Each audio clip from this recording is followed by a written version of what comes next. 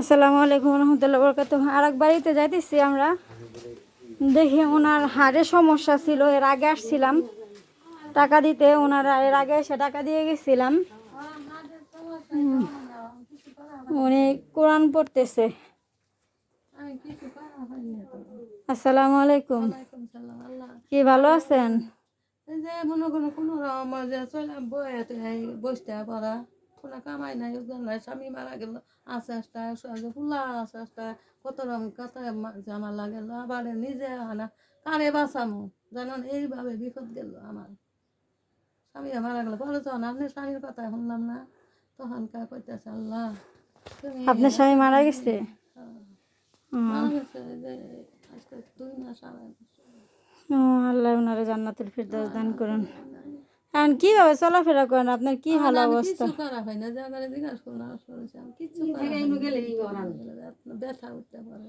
আর আমার বড় ধরনের চিকিৎসা তো আমি করা পাইতে না, টেহা বাগানে করতে না বলবো, আমার তো ডাক্তার বসে এনজিওগ্রাম করবো, আমি এগুলা করা পাবো না। এনজিওগ্রাম করবো কইছে, এনজিওগ্রাম করতে বলছে, তাহলে তো ওনার রিং বসাতে বলছে।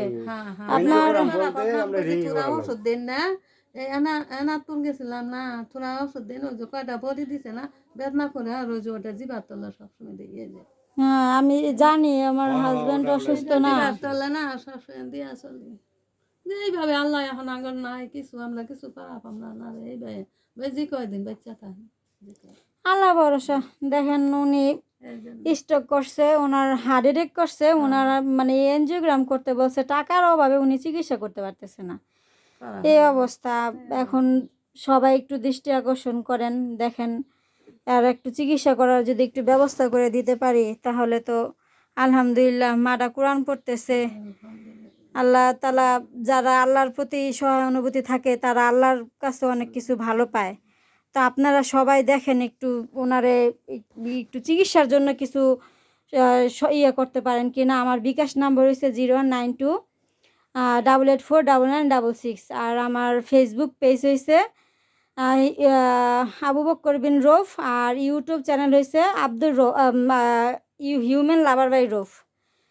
তো বেশি বেশি করে সাবস্ক্রাইব করেন, শেয়ার করেন আমার চ্যানেলটা। টাকা দেন, এর দিয়ে আপাতত ওষুধ বড়ি কিনে খাইয়েন, তারপরে দেখি কি করা যায়। ইনশাল্লাহ দেখি আবার আসমু। আল্লাহ আমাদেরও তৌফিক দান করুন।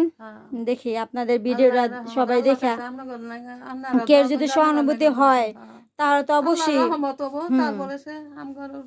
আচ্ছা ঠিক আছে, আসলাম। আসসালামু আলাইকুম রহমতুল্লাহ বরকাতুহু।